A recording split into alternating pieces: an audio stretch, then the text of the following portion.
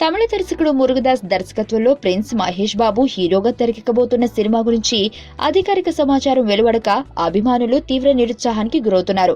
ఈ సినిమా ప్రారంభమైన నాటి నుండి మురుగదాస్ ఒకే ఒక్క tweet block buster on the way అని మహేష్ కు చెప్పడం తప్ప ఒక్క సమాచారం కూడా వెల్లడించలేదు.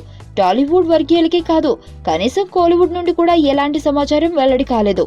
1-2 సార్లు కమెడియన్ ప్రియదర్శన్ చిత్ర షూటింగ్ విశేషాలు చెప్పగా, తాజాగా సినిమాటోగ్రాఫర్ సంతోష్ శివన్ ఈ సినిమా షూటింగ్ అప్డేట్స్ ను వెల్లడించారు. ముంబైలో ఈ సినిమాకి సంబంధించిన ఇంట్రడక్షన్ సన్నివేశాలను చిత్రీకరిస్తున్నామని చెప్పారు.